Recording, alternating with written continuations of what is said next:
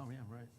1, 2, 3, 4, 5. Yeah, it's 4, so we'll get going. I'm sure, was Scott, he's not coming? Okay, that's all I wanted to make sure. All right, let's see, can we have a stand up and, we have a roll call first, right? All right, sorry, roll call. I'll get it going here, just a minute. Chair Breckbill, Here. Vice Chair Moser. Here. Board Member James. Here. Board Member Manera. Here. Board Member Whalen. And Board Member Scherer. Here. All right, please stand for the pledge. I pledge allegiance to the flag of the United States of America and to the republic for which it stands, one nation under God, indivisible, with liberty and justice for all. Thank you. All right. Let's go with the approval of the agenda. Do I have a motion? Move to approve. A second? Second.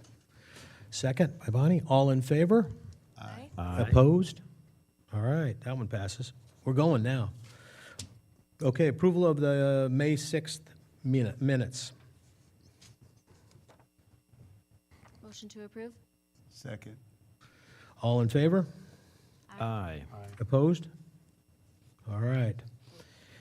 Let's see.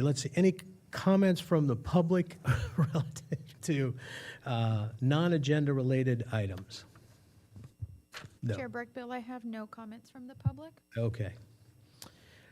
Comments by board members on non-agenda items?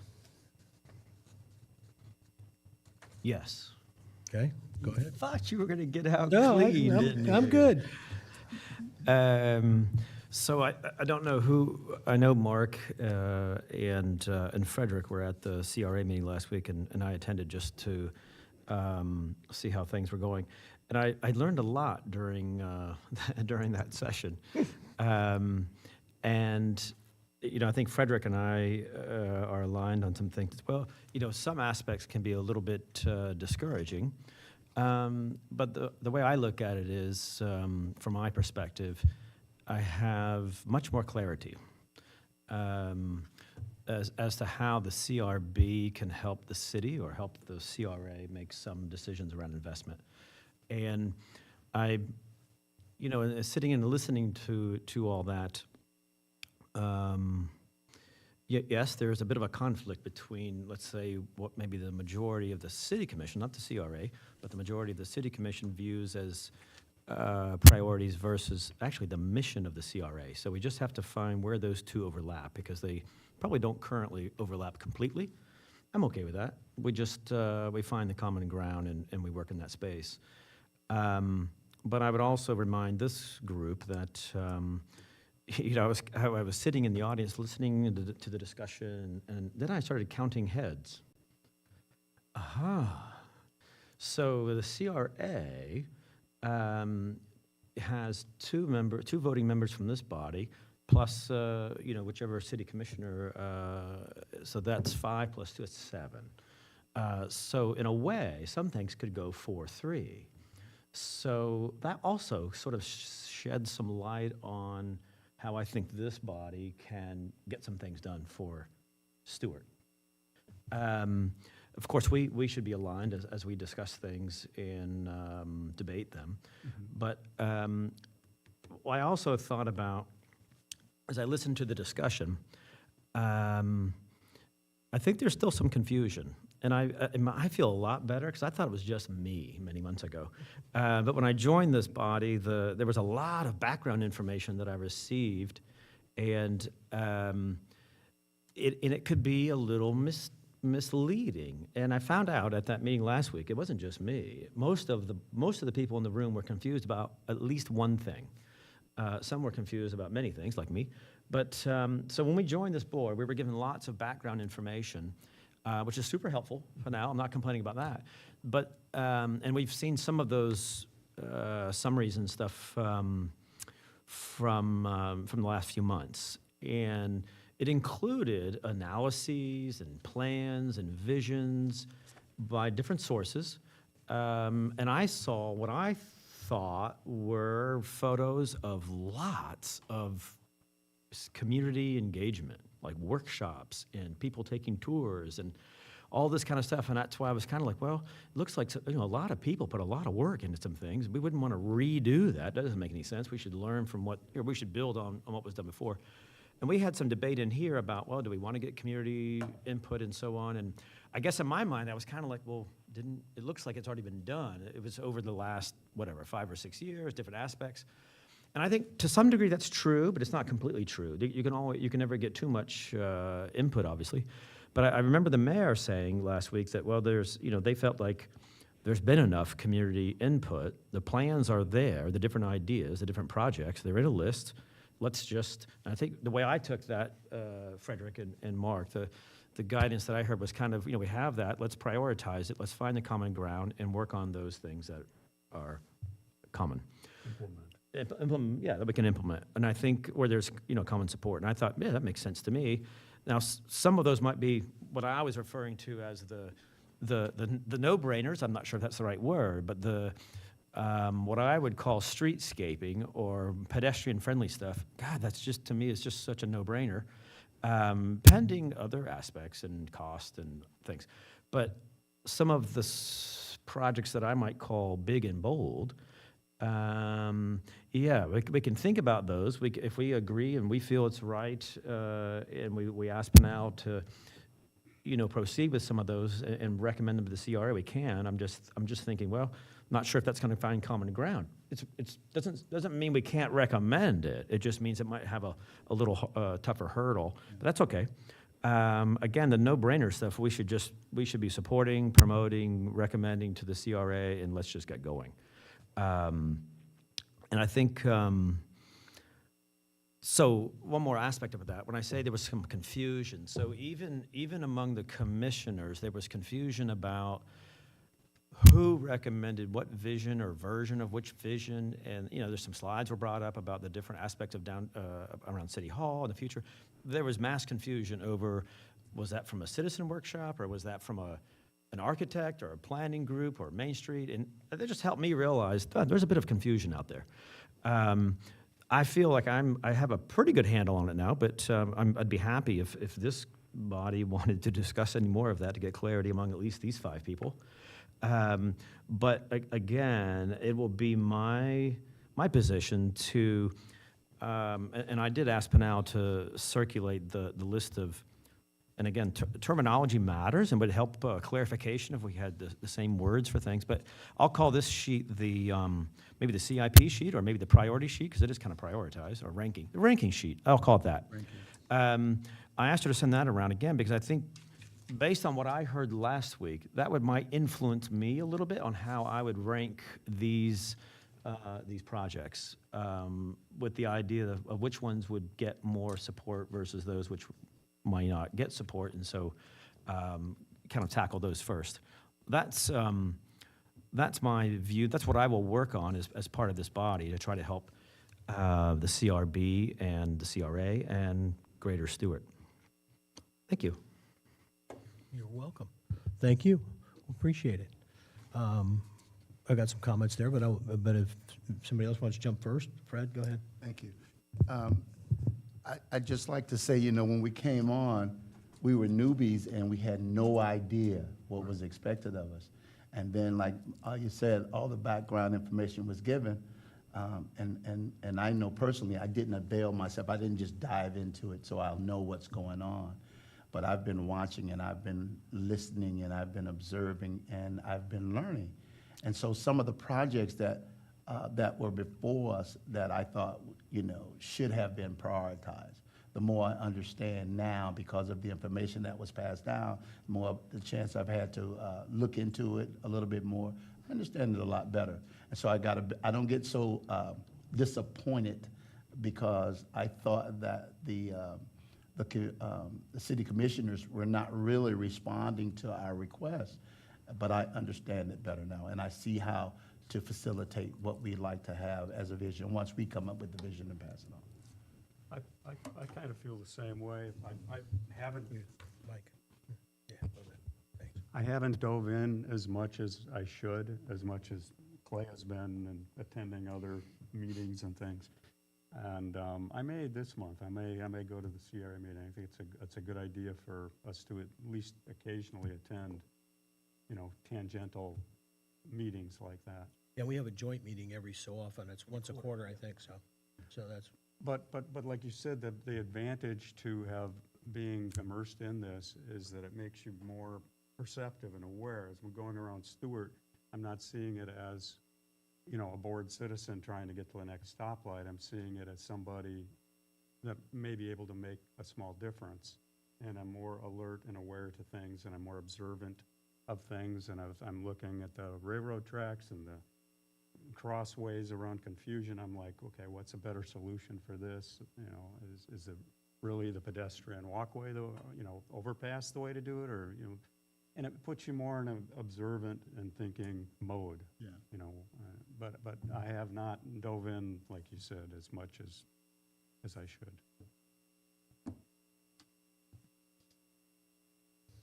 Bonnie, did you have a comment, or you want, or I can go? It depends on what you want to do. I briefly got an overview of the CRA meeting, but I haven't been able to watch the video yet to get the full scope of what happened. So I feel like I can comment too much right now.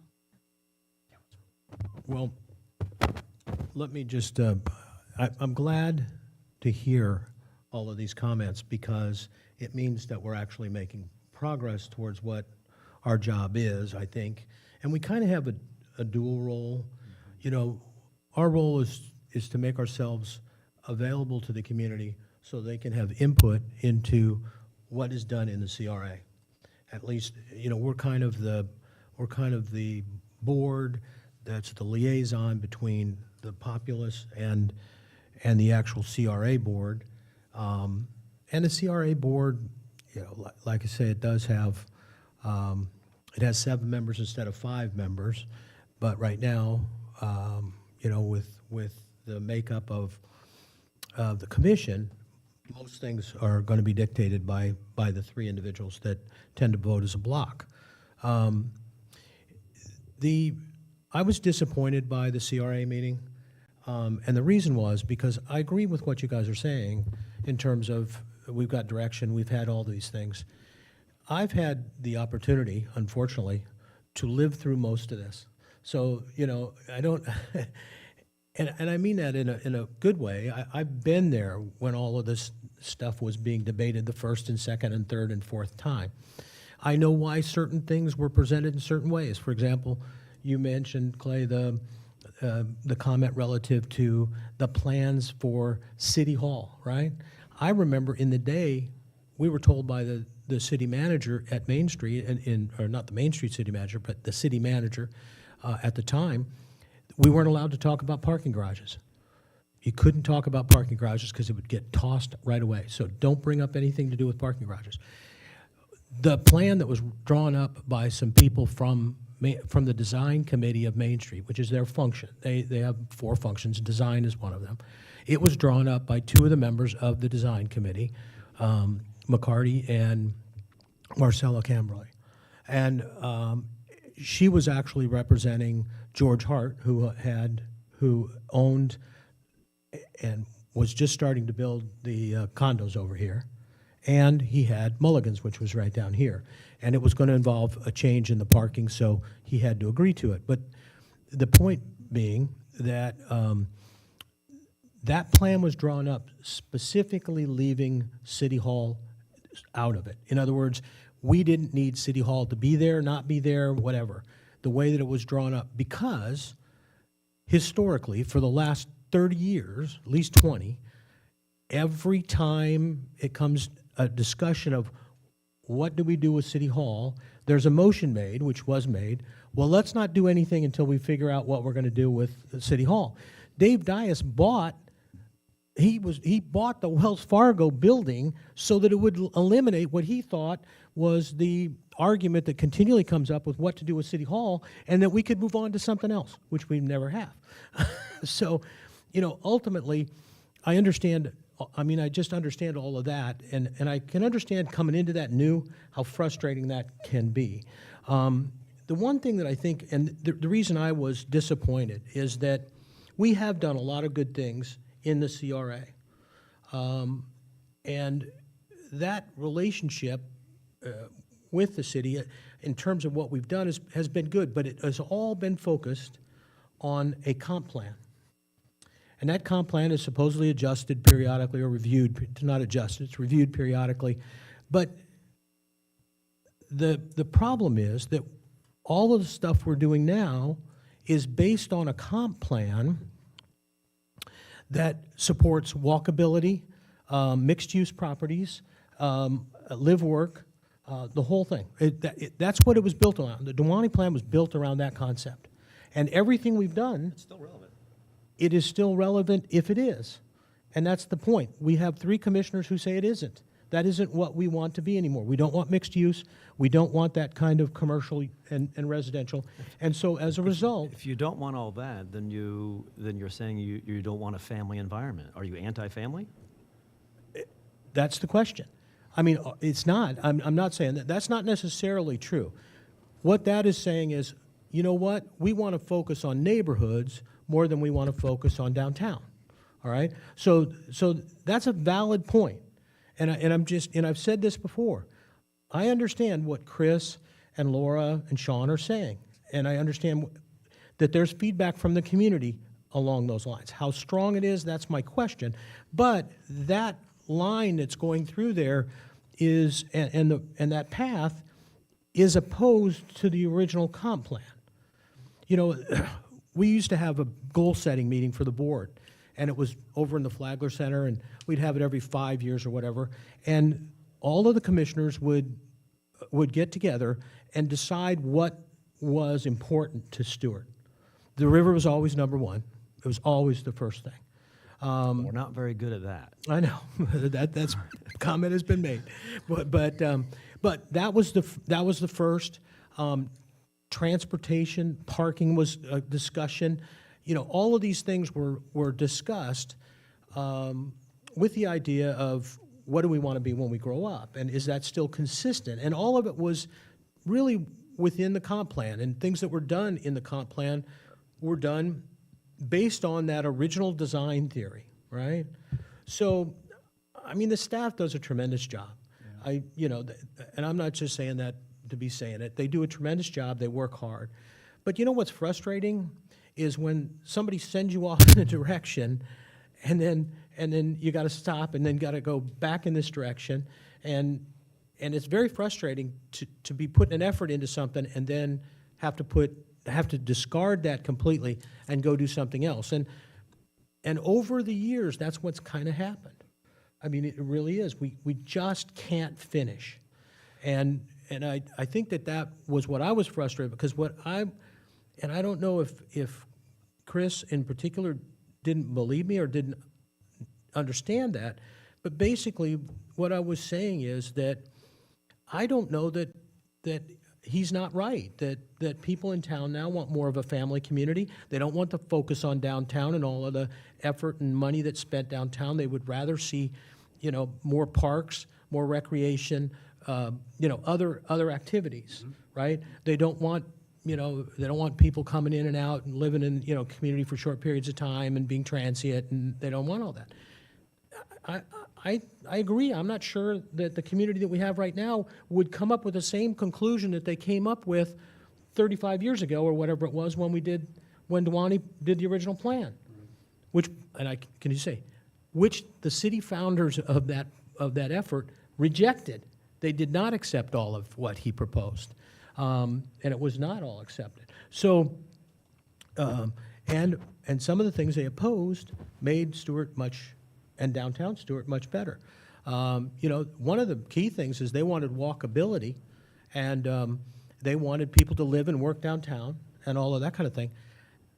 But we were going to tear down the bridges and build that new bridge, and the old bridges would have been gone. And then people would have gone whizzing by downtown Stewart on US 1 and never think twice about stopping downtown. And the mall was being built, and at the time, people were worried. Everybody was starting to think about shopping at the mall. And, I mean, I remember at the time, I was like, well, that's crazy. Why do we need this old bridge? We just said we don't need it. Let's tear the dang thing down. Right. And I was wrong, and, that happens a lot. But I'm I just not saying, sure. that's what was going on. And that's what I really would, I'm disappointed. I mean, we're gonna do our job and move on, but, I hate to put a lot of time and effort into something that's not what the people that live here really want. That's all I was saying. I would really like to find out from more than 100 or 150 people what we really want.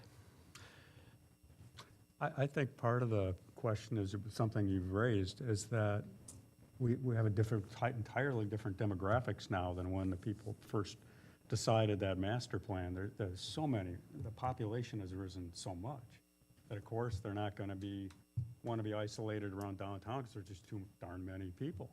So it's a diaspora of Stewart is much larger, and we have to some consider degree. that. Yeah, I think to some degree. The funny thing is, and this is common with a lot of places, is that we have a lot of people who grew up here. And now they don't want to leave here, but they're faced with the possibility that they got to leave here. Yeah. Our downtown has been very successful. I remember when when it seemed like every shop was owned by somebody who was doing the job part-time. They never came in before 10, they closed at 5, they weren't open on Saturday or Sunday. That was pretty much the thing. And we fought and fought and fought. And there were people on the business side Patty O'Connell, and some of those guys, Ron Hart, and some of those people that pushed hard for downtown to be open. But it took a long time to get to that point, and but now, we've got, like you said, we've got all these people, and we've been very successful. So successful to the point that I would contend that it's impossible to create an environment of single-family or whatever downtown any longer, because only the very wealthy can afford that. And if you think about it, that's where we're at. So the people that work downtown, they're not going to be able to work there. And I would have you guys look at, there was a piece that was out, and Bonnie, you may have seen it, but when Stewart Main Street sent the invitation around for the program that they had, Duwani had recommended that people read an article, and I think it was about Charleston, wasn't it? Or it was it was up in South Carolina. Is it Ion, maybe? Was it downtown Charleston or one of the? No, it was a town that has gone through the whole thing and now is on the other side of that. The town is it's become so popular that people go there really just as a tourist location.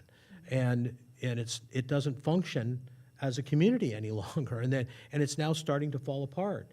And it made me think, are we on that side of the equation? I mean, 10 years ago, probably 10 years ago, maybe 12, we had a discussion about getting rid of Main Street. Did it serve a purpose any longer?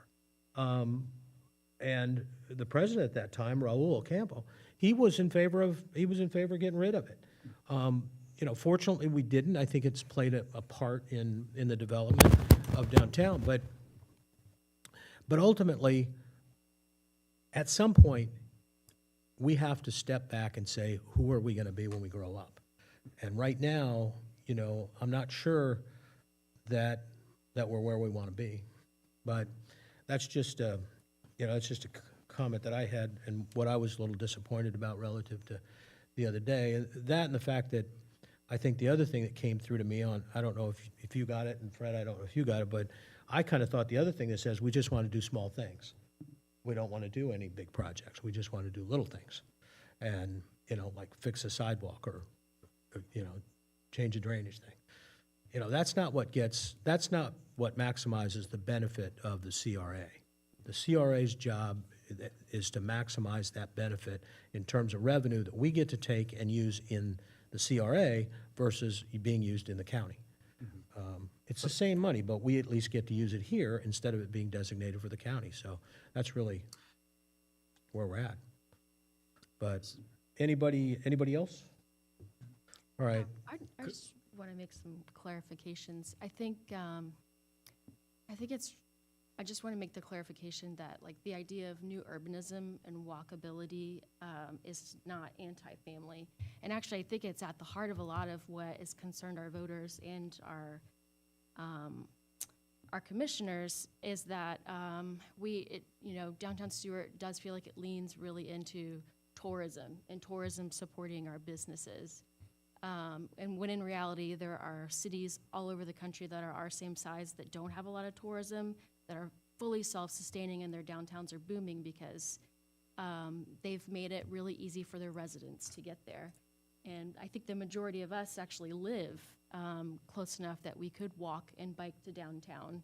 And part of, what I would have liked to have seen with a visioning exercise, which maybe this is not what the community would have wanted, was how do we emphasize that? How do we make it more family-friendly? How do we make downtown more family-friendly and connected with the idea of parks and green space and greenways and trails that connect to those things? So I think there's a little bit of a disconnect there that I wish we could communicate with the rest of the CRA for them to understand. Like, it's not like a this or that. But I totally agree with what you're saying. It's just not necessarily, the ideas of Duwani, they do sometimes create cities that are so desirable that they become really expensive or that tourists really want to go there. And I've had to work on some plans in Duwani's communities and outside of them in the Panhandle because there are so many tourists there that they've had to they've abandoned restructure. downtown. No, their downtowns are booming, but it's like everyone has rented out their houses year-round other than the 2 weeks they go there for tourists. So we're having to restructure golf cart parking and bicycle parking because everybody loves so much going to these communities where they don't have to get into a car to get, to the beach or to the restaurant that we turned all their car parking into golf cart and bike parking. So it's a valid concern, and I think one that I feel really passionate about. I think that it's great that we have tourism. It's great for the businesses that we have tourism. But for us as a CRB, how can we focus on the public right-of-way, the parts that we have control over to make it better for our residents? But how do you turn it off? I mean, we are one of those cities in the United States that has been very, very successful. And so now, if I have a home anywhere within walking distance of downtown, I'm not going to live in it. I'm going to turn it into a very profitable VRBO, and I'm going to make a fortune. Now, that takes away all the housing for the people that work downtown, so they can't live here or work here anyway. They start moving to other locations to work even, because the first thing is that they're in other locations where they have to live, and now they have to. So that's where, and that in that article, that's what Duwani, it's not Duwani, but whoever wrote that article. What has happened in this town is that just what you're talking about is what the downtown has become.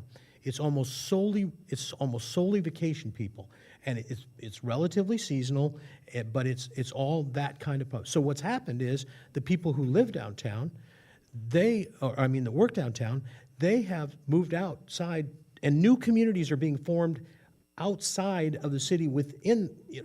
They're maybe 40 minutes from the city. But they're outside the traffic. They have their own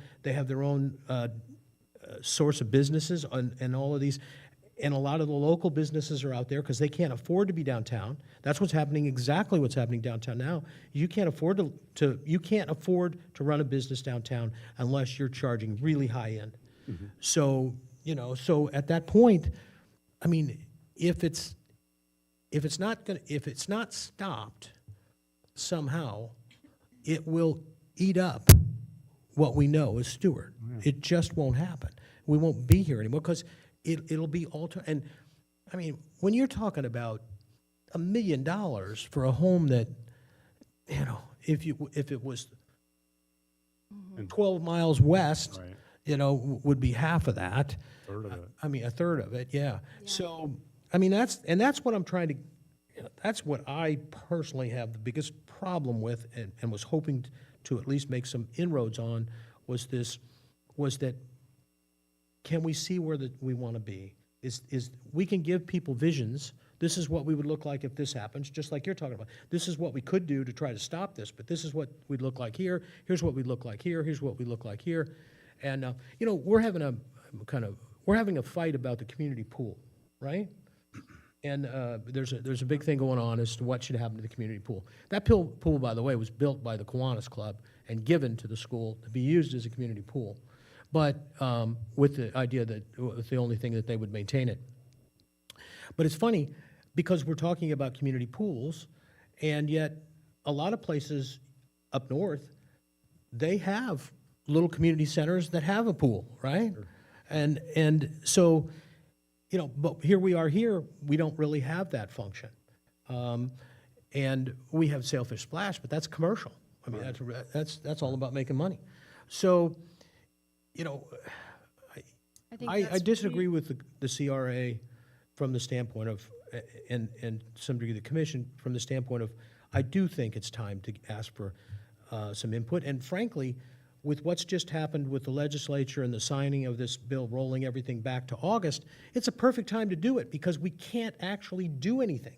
Right. So what we could do is we could have these visioning meetings, and then we could determine where we want to go, and then we could start making zoning changes, or keep the ones we made, or go ahead and make other ones. And frankly, if we're arguing with the state about our ability to do that, if I've got half my population that has said, this is what we want, these are politicians. They need votes to stay alive. And if you've got 9,000 or 10,000 people that are saying, you know, that's not what we want, we all met, we're all friends, we got together, and this is what we want, you know, and so, you know, that's the other thing that we're losing an opportunity on. But anyway, so. Part of the issue with downtown too is we probably all know some people there that are business owners, and there's a lot of you know, investors coming in, purchasing up these separate buildings that are downtown based on pro forma ROI. Oh, we can double or triple that rent because of comparing it to some other community or whatever the realtor told them. And so you've got these long-term businesses in there that are instrumental to the community, long-term, that are all of a sudden completely priced out of they can't renew their lease. And then they have to go out and find some business that's a much higher ROI that can afford that lease rent that may not be as beneficial to the community. Right. So we've got this whole, you know, strange version of the maturing of downtown, which isn't, I don't consider it a positive thing. Yeah. But it's what do we do to prevent that? I mean, nothing really. But you guys all Where it would have be an nice to opportunity.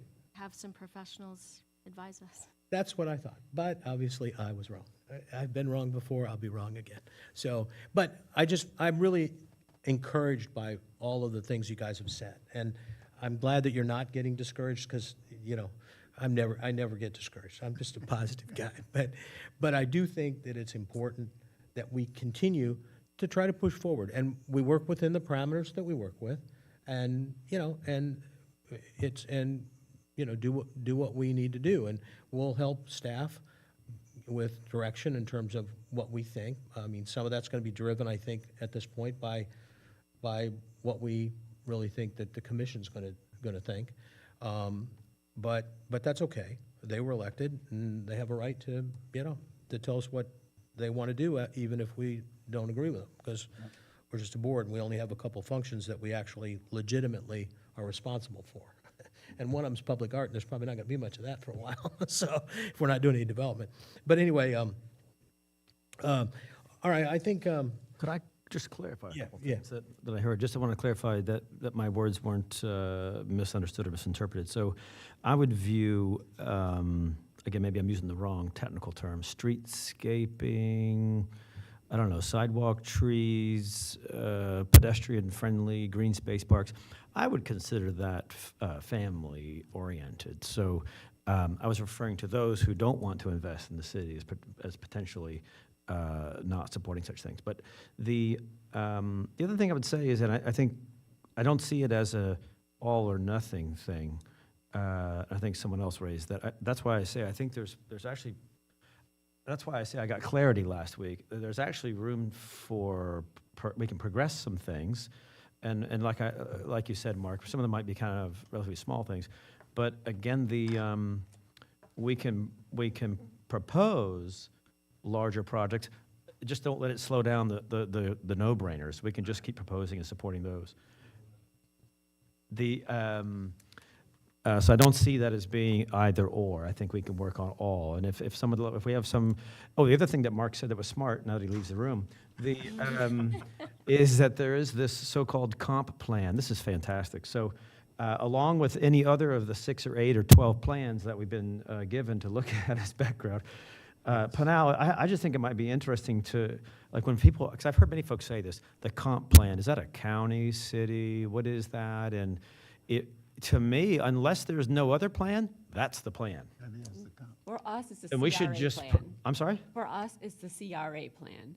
So when, We adopt a CRA plan for what our goals and objectives are and the type of projects we want to accomplish. So for us, we depend on the CRA plan, not the comp plan.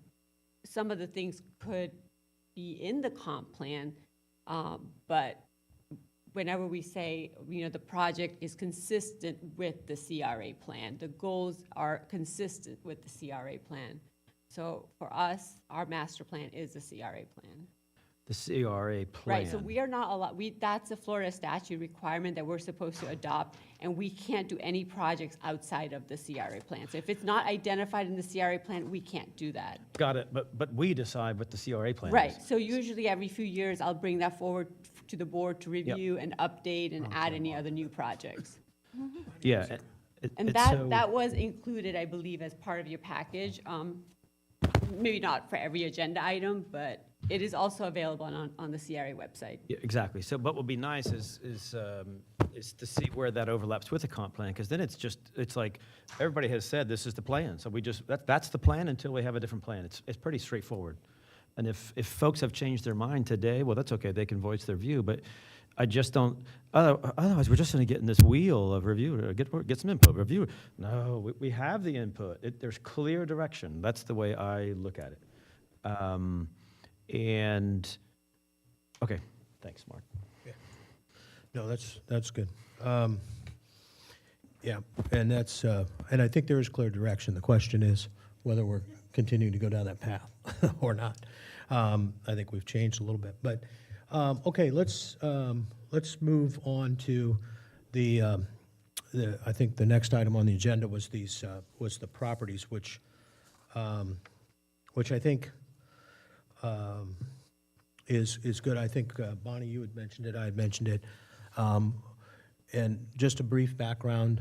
So years ago, we had a couple commissioners that were in favor of owning property and acquiring property and then leasing it out or developing it for use by, this was a long time ago.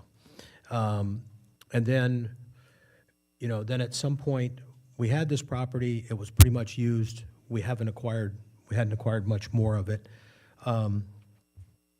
except over the last 4 or 5 years, we started, looking at this a little more and doing stuff with some of the property that we bought. So we own parcels that are currently either vacant or being utilized or committed for future utilization. So I think it's important to take a look to see, again, is this something that the city should be doing, is buying property in competition with local investors who are buying property and then turning around and developing it. We're not doing that as much now, but we did do it before, and we own properties that were bought specifically to flip or to develop in a certain way. And this very CRB complained about one of these ones that's on the list because we basically gave the land away. But, so I just want to, kind of mention that too. So people were keeping an eye on this. I remember Frank Waka doing the math, and he was right. But anyway, so Panal, do you want to kind of just give us a Sure. overview on it and let, Sure. what's going on? Kunal Gandhi, Savda, CRA Director for the record. So staff has identified 5 properties that were acquired by the CRA for the purpose of redeveloping and revitalizing the area. The 5 properties are identified on this map here. The first property is the North Point property, which is just north of the old drawbridge. And the second property is referred to as a triangle property, where we have the Azul multifamily development. The 2 adjoining properties along Ocean Boulevard is next to Wells Fargo and the Cancer Specialist Building.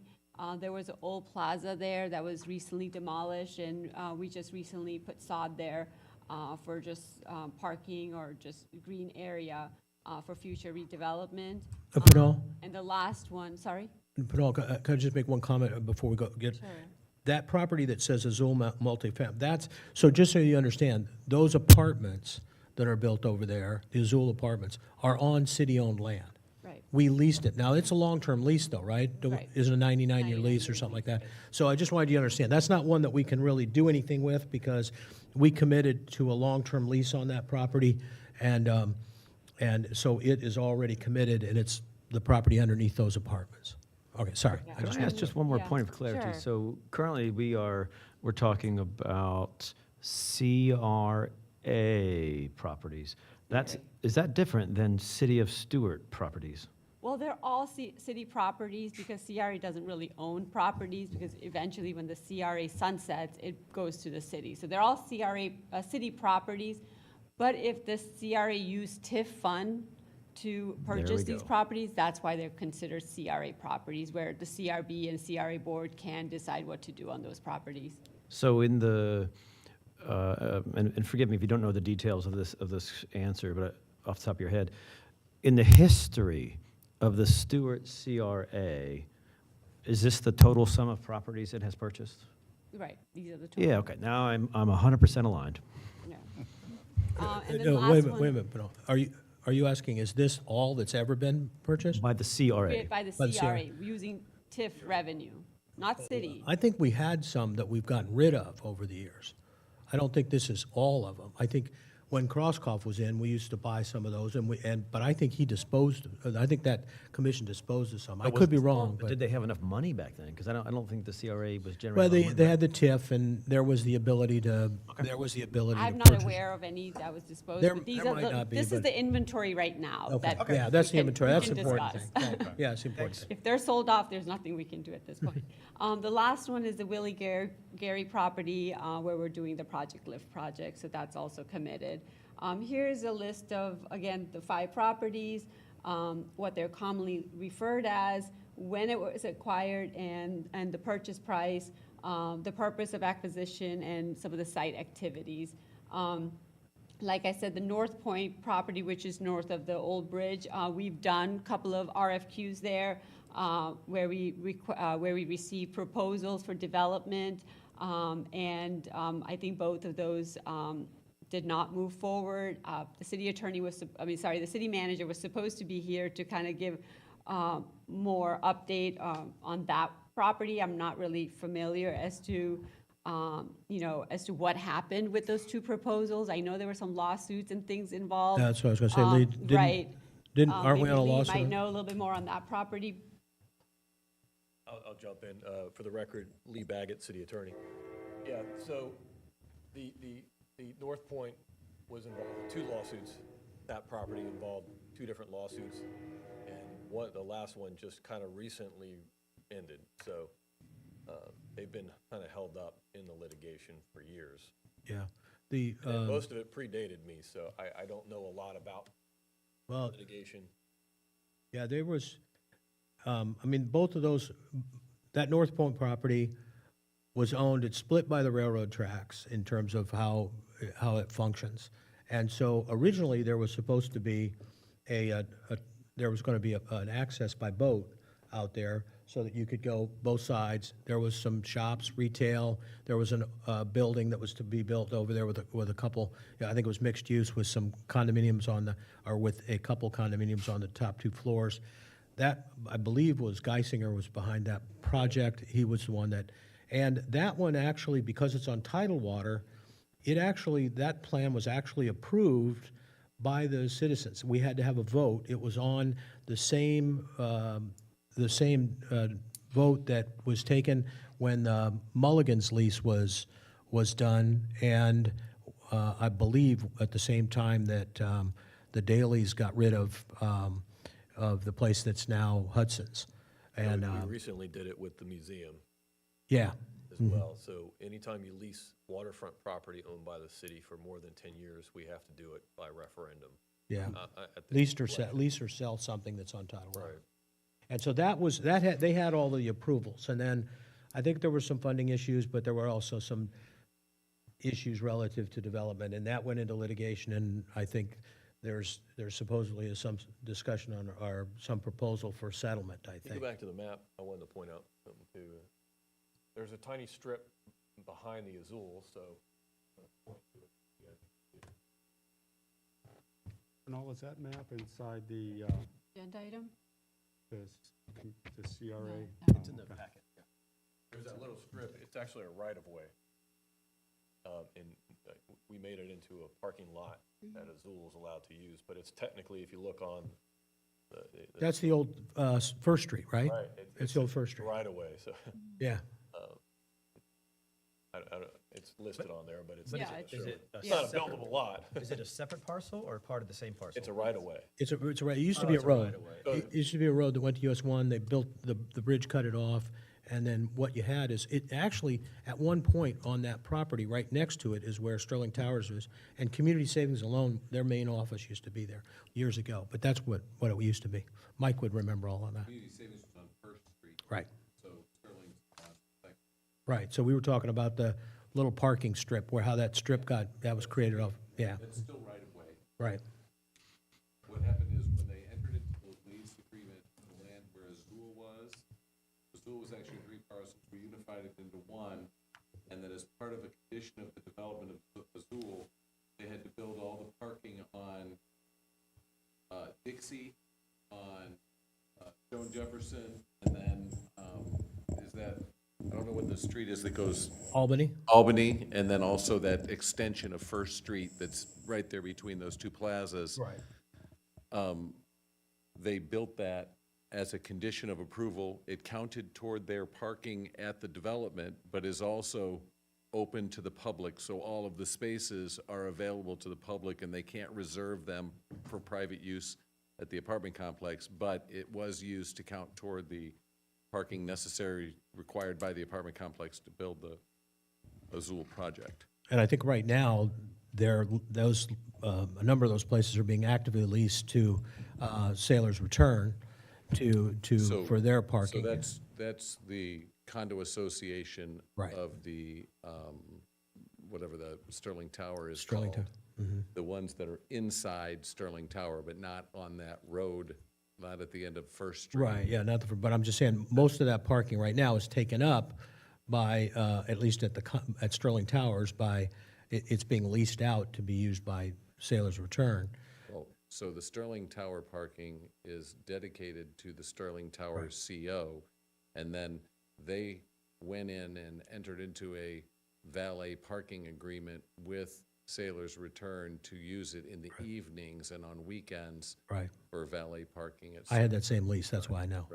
Right, yeah. But I will mention, though, that one of the things that's unique about that parcel you're talking about, and right there, and Sterling Towers, is that the city has the air rights to go up on Sterling Towers parking. We do, So- and we talked to them about that when we were doing Azul, and we had done a design very early on for Brightline, because what we were gonna do in the proposal for Brightline is actually put the Brightline station kind of directly in front of where Brian Mast's office is, Right. and have the parking garage for Brightline be where the air rights were for Sterling Tower and over that First Street area. But that got kiboshed for a couple of reasons, primarily because the design of the new bridge that they're planning to build was at an incline that did not make it acceptable for them to have a station That north of Sailfish Circle, and as a result, we couldn't submit the proposal and it wouldn't work. We also had met with the folks in Sterling Tower about the potential for the air rights, and although we have the air rights, we don't have the first floor. So you'd have the second and third floor, and you could park on the roof, but the cost of the construction of that parking versus the size of the parking lot is an economic feasible difficulty. I mean, it might have been different if we used the entire parcel of where Azul's apartments were or something, but just that small chunk isn't enough. Yeah. To make it, I mean, maybe one day, but not right now. Yeah, I mean, I think and at one point, there was some talk about buying that last strip that's down there on the other side of that property, that first property, first Where street the property. little plaza is. Yeah. That's not for But, sale. but that never Right. came about. And then the Azul property, we have a long-term lease for that, so there's nothing we can do with that 80 property Yeah, at this that's time. 80 years, and I Right. think you already talked about the North Point Yeah, property. and then we have the Ocean Boulevard and Osceola Street. Those are the adjacent parcel next to the Wells Fargo building and the Cancer Specialist building. We did RFP. We received 2 proposals for that, for the redevelopment of those 3 parcels. Right now, we're currently in an agreement with Stuart Muse for the development of those parcels. It includes multifamily, townhomes, parking, garage. But in order for us to do any activity, we would have to terminate the agreement or take action with the agreement in order And- for us to and- even discuss. To be clear, Stuart Muse is the fallout from New Urban that built Azul, That's- right? yeah, So well, it's that the was- same, It's Tim Hernandez. Right, but who it's was not one- Kevin no. Pickard. And it also, at the time, included Marcella, and she's not, Marcella Campbell was in it, and she's not in it any longer. And then there's 2 or 3 other guys that were not as part of the New Urban. So the only person from New Urban was Tim Hernandez, but he was kind of the front person Yeah. on it. And basically, when they weren't split up, the decision was made to acquire that property and flip it to them. I mean, that was made at a CRA meeting at one point, and then, and, because I happened to be at that meeting at the time, and And flip the, it to them? do what? You said acquire that property And flip it to them, so they could build townhouses or apartments on it. That was the whole purpose of doing that. We didn't need it for this, we didn't need it for, and that came up happen. at a meeting, at a CRA meeting, I think it was. That's not accurate. Yeah, I'm pretty sure that's what happened. Who, I Well, I mean, can tell you what actually happened, because Right. it happened. right, The property was for sale, and the sale was for the Wells Fargo Bank and the property adjacent to it. right. And they didn't want to separate the parcels at all. The city was planning on putting City Hall in the Wells Fargo Bank. Under the CRA plan, it's more complicated because we already have a city hall. It serves the entire city, so you can't just use CRA dollars to build yourself a new city hall that's not going to be CRA exclusive. So the city borrowed $6 million to buy the Wells Fargo building, and then as part of that transaction, to make the transaction complete, the adjacent property had a serious roof leak and other structural problems, so it was being sold as actually vacant.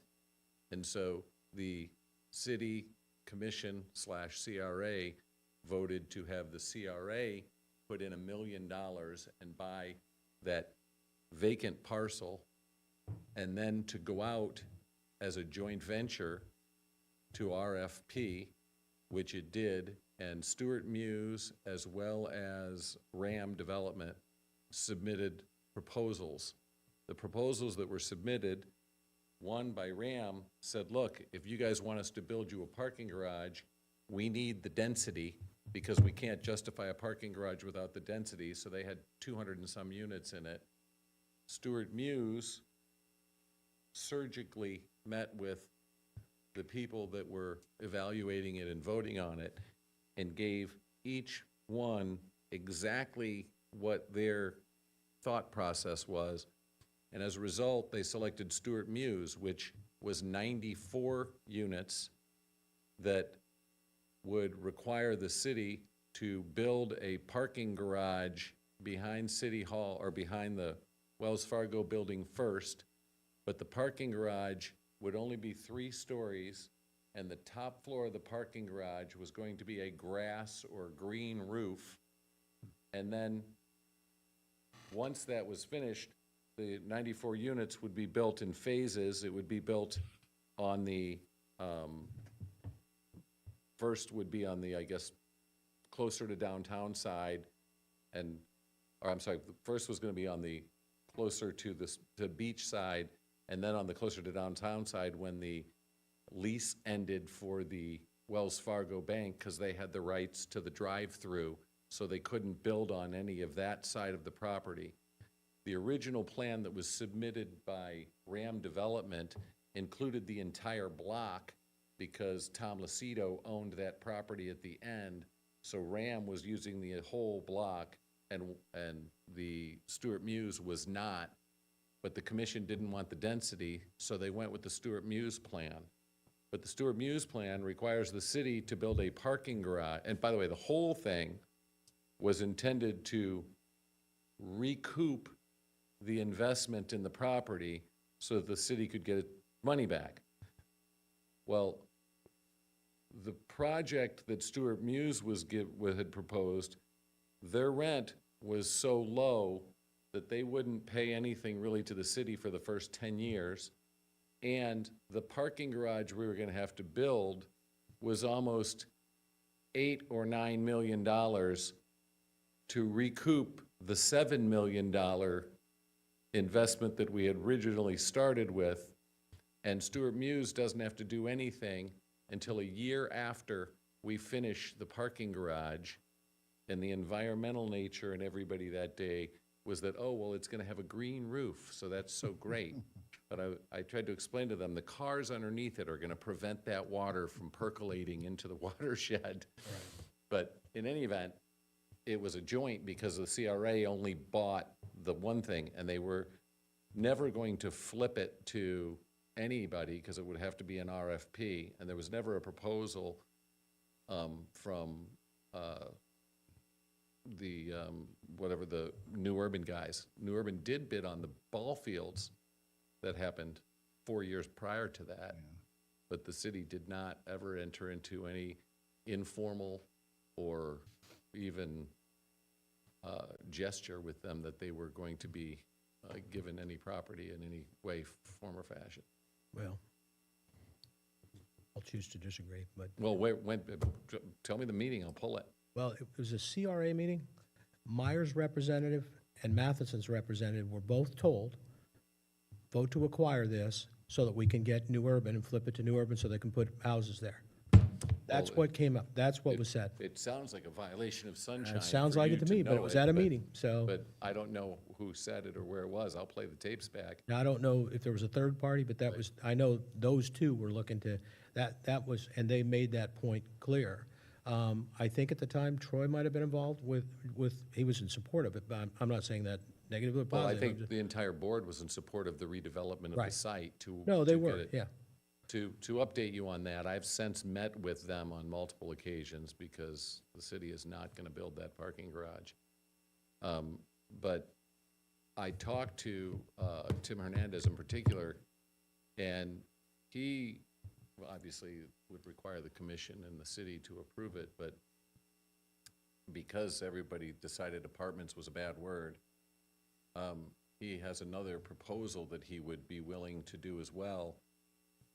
That proposal was a little bit different because he couldn't do it as a land lease. He'd need fee simple in order to do it, which some of our commissioners feel strongly about, like providing fee simple single-family homes. But he had put together a kind of a design very similar to like the Painted Ladies that you see in San Francisco or other places, and he's done it down in South Florida, but basically 2- and 3-story single-family homes that have 2-car garages in back.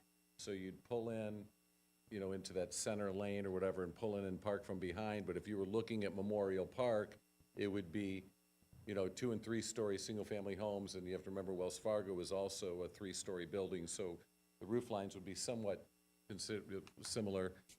I think the discussion was about 30 houses. And if you figured $2 million a house, that's $60 million in revenue or in taxable value. and we were thinking about the 94 apartments.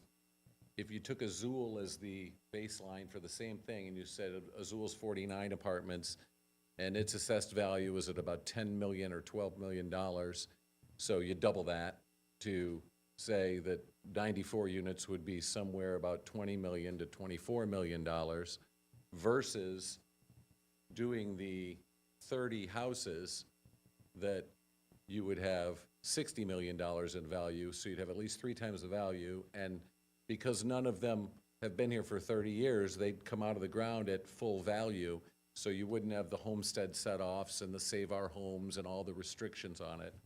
On top of that, the discussion also included doing deed restrictions so that they couldn't be Airbnb'd and turned into hotels, but rather could be leased on, once or twice a year kind of standard, so that they were literally intended to be permanent residents rather than hotel use. The thought behind that was, out of 30 units, you'd get 10 of them that were owned by people that came for Christmas and spring break. You'd get 10 of them that were people that lived there full-time, and then you'd get 10 of them that maybe were leased out or that were transient or more transient in nature, that maybe a doctor's moving to town and wants to rent it and find a place until they find a place to live or whatever it might be because it's close to the hospital, something of that nature. But they would still roughly generate $60 million in assessed value, which, again, if you take that to the CRA and saying that the CRA gets about 10 mils on that, that'd be $600,000 a year in new CRA money, which would be real money. But it hasn't come forward because they didn't really get the indication, because the only way to really do it would be to plat it and to sell the individual parcels so that people could buy and own the fee simple homes. The original agreement for the 94 units was to lease it. I mean, you could do it as a condo, right? Well, that's not what he offered. I mean, You could probably do it as a condo, but he wasn't gonna. because a townhouse can be a condo, it's just. I mean, anything could be a condo, but he Right. didn't have any interest in doing that. Well, if, the reason I personally brought that up, well, and first, in all clarity, I have a little bit of a vested interest in some of the stuff that happened down there previously, so I'm not always, I'm sometimes a little skeptical of some things. But my issue was, we bought this piece of property for future development, basically, and now that isn't what we want down there, I don't think. I don't think the city commission is currently going to be in favor of something of that size in downtown. 30 houses. Well, yeah, I mean, it's right downtown, right across from the courthouse. I mean, that's a pretty dense area. I mean, in So terms is of, 30 houses dense or not dense?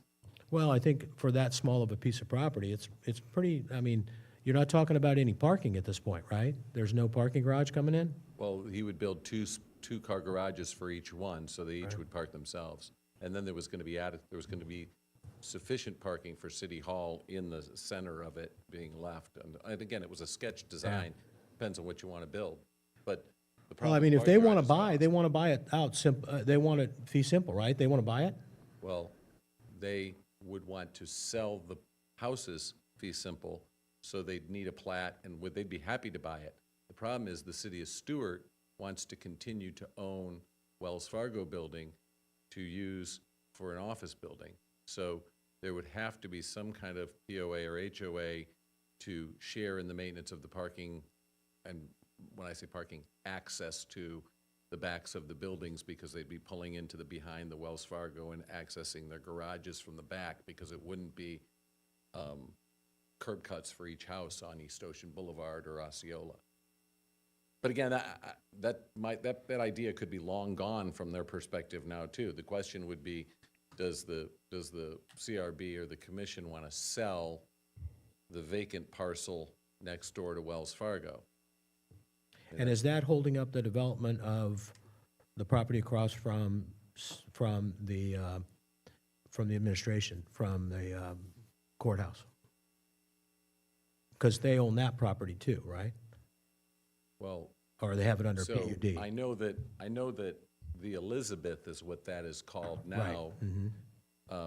I spoke with Mr. Hernandez about that, and he was holding off on the Elizabeth because hurricanes gave him some extensions, and the interest rates for construction are high, so he was just waiting for things to get healthy again.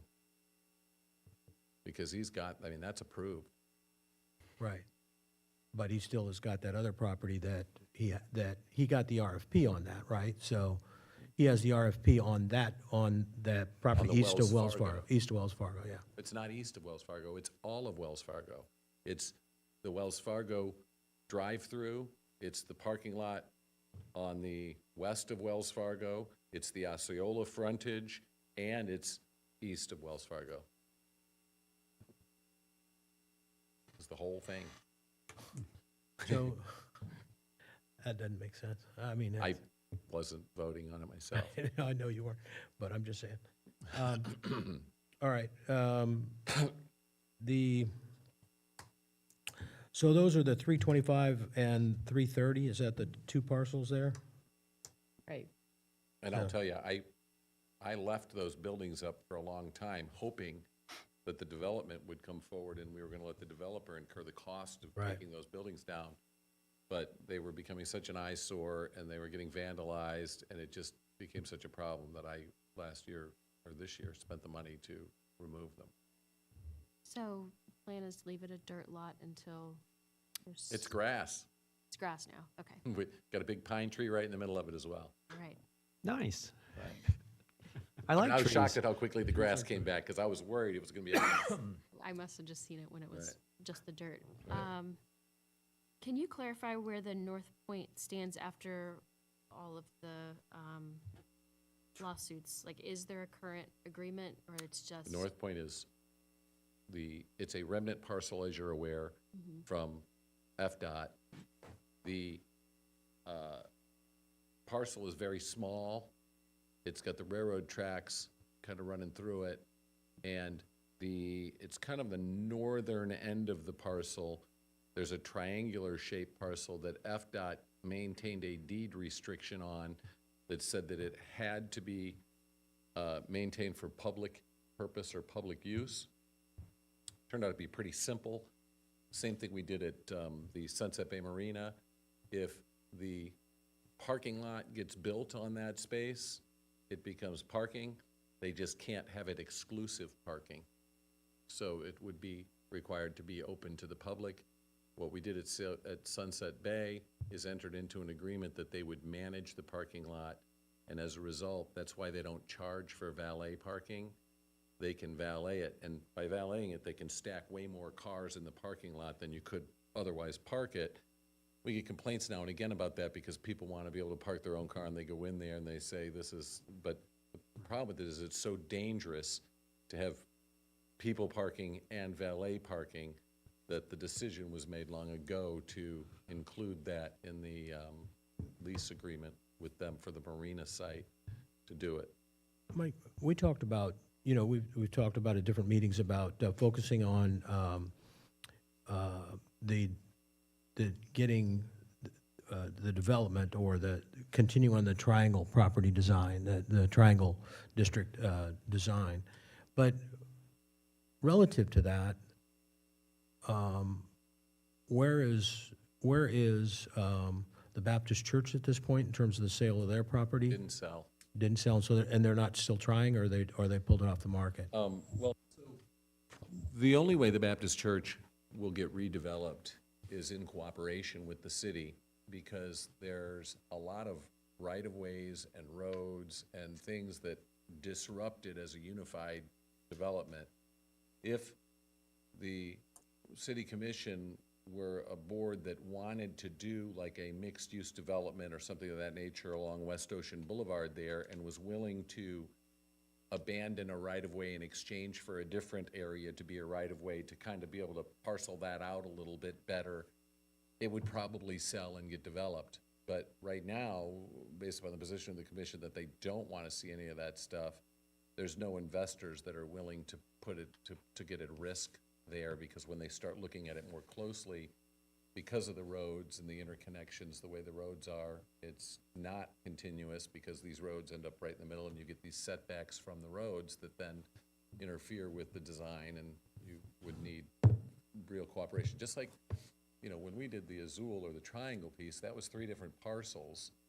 If it wasn't for the city being willing to combine the parcels, and it's only 3 stories, and you have to remember, like, we talk about height and development and all this stuff, the current code, without any changes, is already so restrictive that a small site can't build to 4 stories or 30 units an acre because they can't park it, because it just physically doesn't all fit. So the Azul site, in order for them to be able to park it, they could only go 3 stories. They could also, the parking on both sides of Dixie Highway, on Joan Jefferson, on Albany, and on First Street, plus the parking that's on site, all had to be counted into it. And as a result, I mean, the same thing would be the Baptist church. I mean, 4 stories would probably be, especially now with the cost of construction the way it is. We have to remember when we did Azul, it was 2014 when that first started. We were just barely coming out of that recession. Interest rates were going down, not up. And I think when they got their construction loan on that, it was probably 2.25% or 2.5% interest, whereas now it'd be close to 7%, which is a significant difference. And so the Baptist church is the same way. The financing money to buy it and then the construction cost at 6 or 7% would really require you to have to come up with more stuff. Well, then, and that was, you brought up parking, and that was my second question there relative to that triangle district. What could we put, what do we want to put in there, and what, and how would we park it? Because I there don't isn't know- any. I don't know if you went to the speech by Andre Dewani. No, I wasn't able to make it. But the sum and summary of his comments were, capitalism will solve your parking problem. You should get rid of all your parking requirements and let the market figure it out for you, because. Is he a personal friend of Boyd Bradfield? Because Yeah, that right. sounds exactly like Well, Boyd. and there is something to be said about it. The ironic part is that the most successful location in Stewart is the parking exempt area. I don't know why, but sure enough, there it is, right there in black and white. There's so much of the triangle that you cannot do anything with unless there's parking exemption, especially the ones that front Dixie Highway. It's just impossible. Yeah, there's nothing, I don't know that there's anything there. Without, the Baptist church is the biggest piece of property there, unless, It's big, too, yeah, it is big. and it's multiple blocks. It goes all the way down to Dixie. Like, it's got a little sliver at the end that reaches Dixie, because I know when they were talking about the Brightline thing, they were trying to get themselves, positioned for a bid on a train station or something of that nature. But the other thing is, I mean, when you talk about the parking as well, in a month from now, it's gonna be the 4th of July, and I'm just speculating here, but I'm guessing, just like the last 30 years, 5,000 to 10,000 people are gonna make it to the boardwalk, and they're gonna watch the fireworks, and there's still not gonna be any extra parking, but they're still all gonna make it, because they do every 4th of July. Yeah. Maybe closer to 12 or 13,000. And right, I mean, the numbers are getting bigger, not Yeah. smaller, but they all get here, and Yeah, they they all do. make it, and they all watch the fireworks every year, and somehow it gets figured out. Mr. Chair, Yes. are we on agenda? I think we were. I don't know. I do have one more question about the North Point property, and maybe just all of them. When you do acquire them, are there restrictions on how you can use them? Like, Yes, so when it says the purpose was for redevelopment, that North Point property has to be some Well, sort so- of commercial, retail, or So- could it be for public use? you or have to park be, use? you have to do it within the CRA plan, if the CRA is the acquisition. Okay, Sometimes redevelopment can be beautification and just adding landscaping. Sometimes redevelopment can be a restaurant with a marina or a boat storage facility. And sometimes redevelopment could end up being the landing area of a $225 million bridge expansion.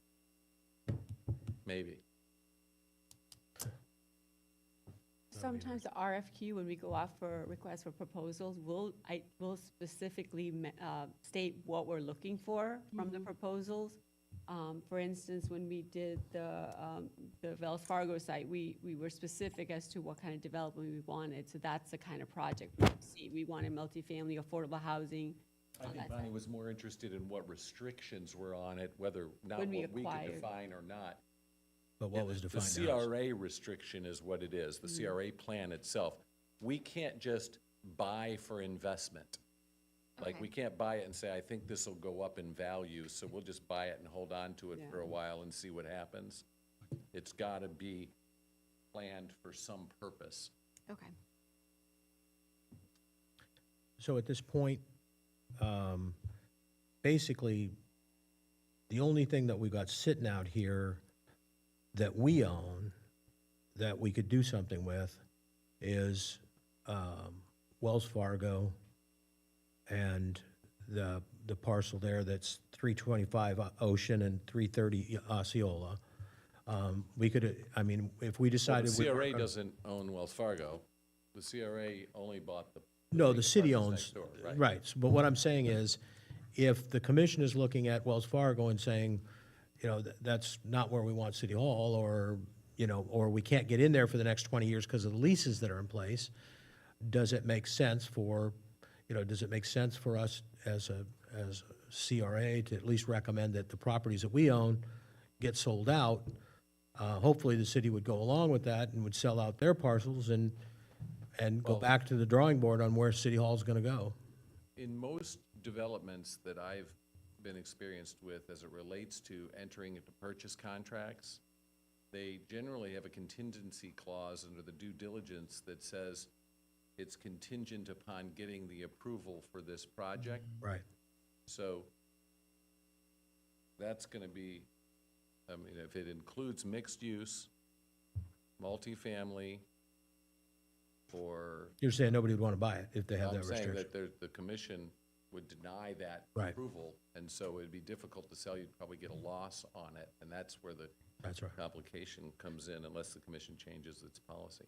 That's a good point, and maybe I can ask Panel or maybe you, Mike. But, so for example, these, just following on what Mark was asking, so following on that, so if the CRA wanted to encourage a certain type of development in this space, like actually is on this piece of paper talking about 325 and 330, so even if the RFP or RFQ, even if it comes back, you get a partner and they go forward, what levels or what bodies have to approve that development before it happens? So, using Wells Fargo as the example, Well, not Wells Fargo, a CRA property, let's say. well, I'm gonna use the entire thing because that's the real thing, we're gonna do the facts. Like, they wanted, city was growing as far as personnel, and it was too small to be in this building, and they were looking for other space, so they said, let's buy the Wells Fargo building, move the city employees to Wells Fargo, and redevelop this site as a hotel or some kind of tourism venture that would extend downtown and do other stuff. And this would be part of the money that recouped that investment so as to not take a loss. They then get it under contract, they buy the 2 parcels with CRA dollars, they buy the building with general fund loan, they go out to RFP, whatever they're called, the Stewart Muse gets the contract, that the resolution awards Stewart Muse essentially what I would call a right of refusal, for lack of a better description. And Stewart Muse has a proposal that they say, we'll do this, and the city says, okay, great, but in their proposal, it also says we'll build the parking garage first and some other stuff, and because of the leases or whatever, so they're kind of now in this limbo stage.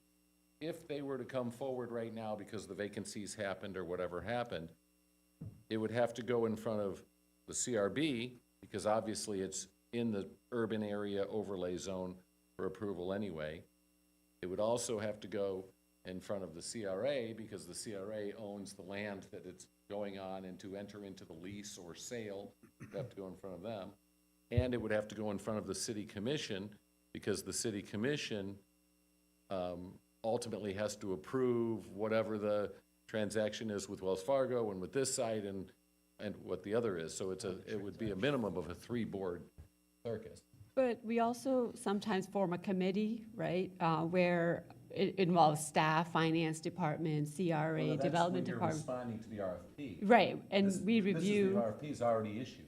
We've already Yeah, picked Stewart but Mutual. after we receive proposals, we do form a committee, and we have criteria in the RFP, so we review the proposal based on those criteria, rank the applicants, and then bring that to the CRB and CRA with staff recommendation, and then they make the final motion. That's very helpful. Let me give just another hypothetical, and I think then I'll have a full picture. But let's say that North Point piece, let's say the CRB, just follow me, just said, oh, we're going to make it a green space, it's a park. What bodies have to approve that use? CRA. Just the CRA? Doesn't have to go to the commission because... Well, the CRA is the commission. Right, but the prior example, you said 3 places. Well, the reason I said the commission was because the commission owned the Wells Fargo, so there were 2 entities that Oh, I had to see. approve the lease. A park, the CRA could, well, and ultimately, the park would, when we first were buying the Azul property, the city was gonna take that title to that in the name of the CRA. And I was having a discussion with Paul Nicoletti, and I said, well, what's gonna happen in 2039 or 59 or 89 or whenever it is that the CRA ends? Right. How will you ever be able to do anything if there's no CRA, if it expires? So the CRA takes title in the name of the city to stuff. If you were gonna make that North Point a park, first of all,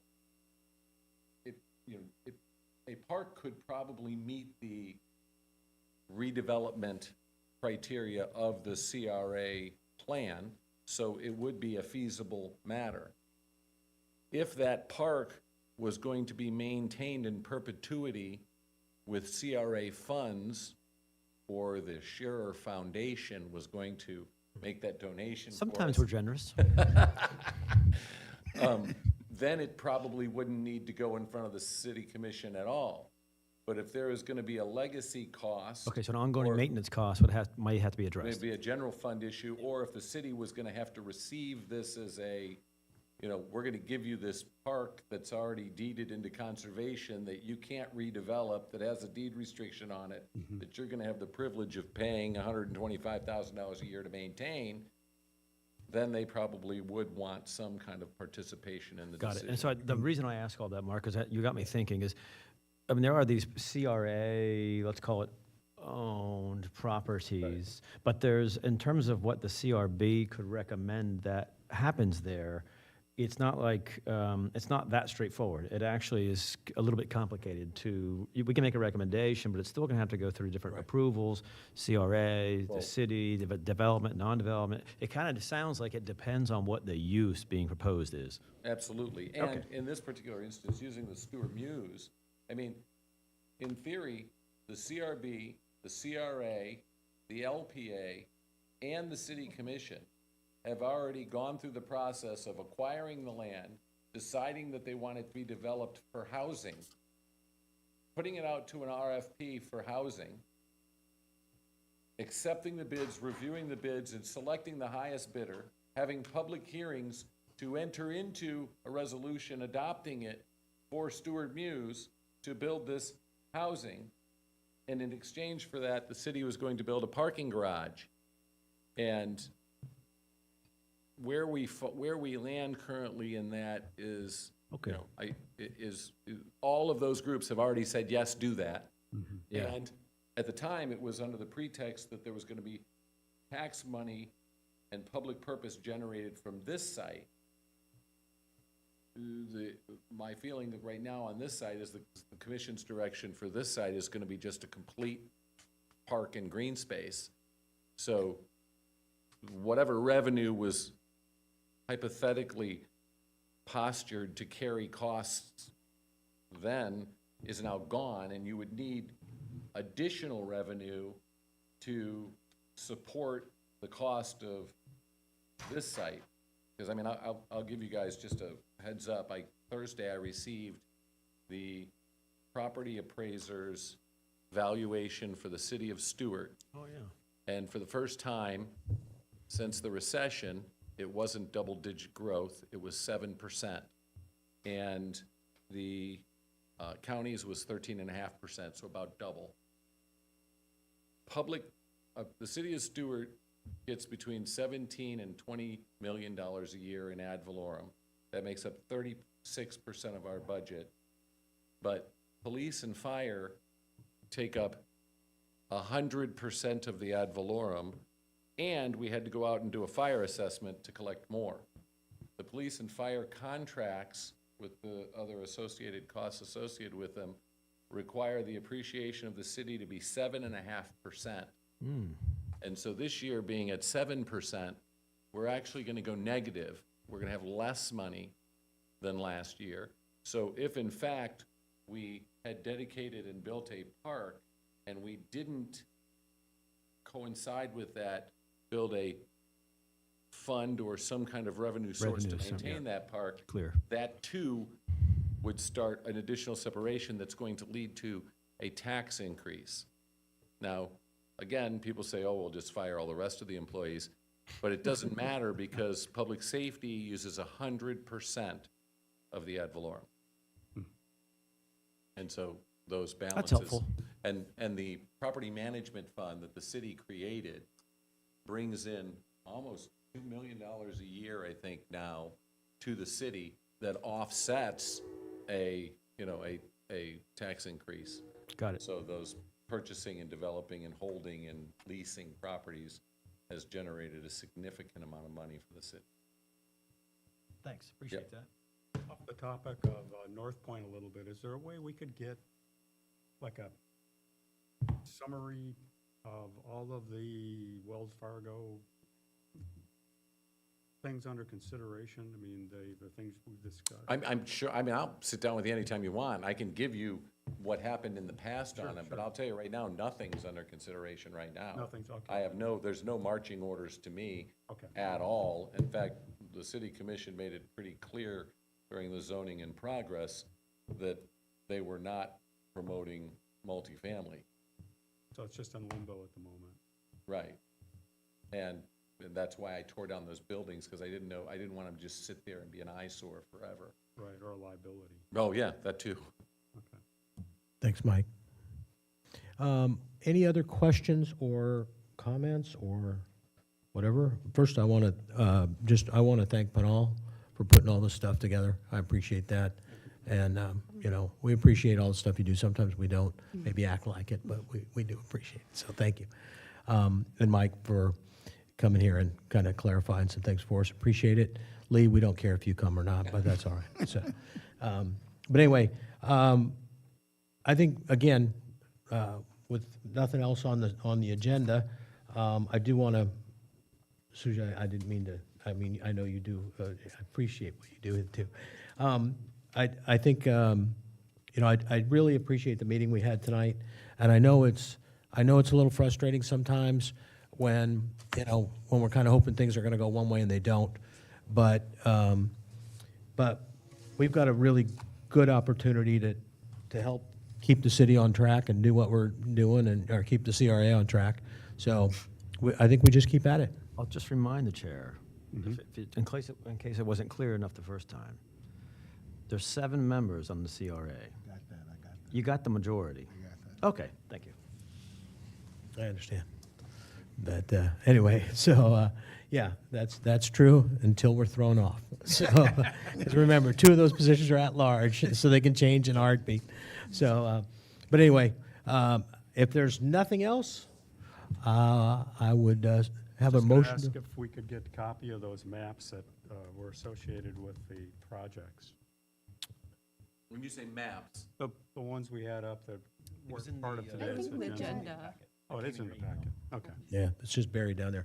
I made the mistake of printing mine out one time. Like my printer still isn't available. My printer hasn't been working in like a week, and I've tried reinstalling the drivers 10 times. I'm about to take it somewhere. All right, motion to adjourn? Motion to adjourn. Second? Second. All in favor? Yes. All opposed? Go home.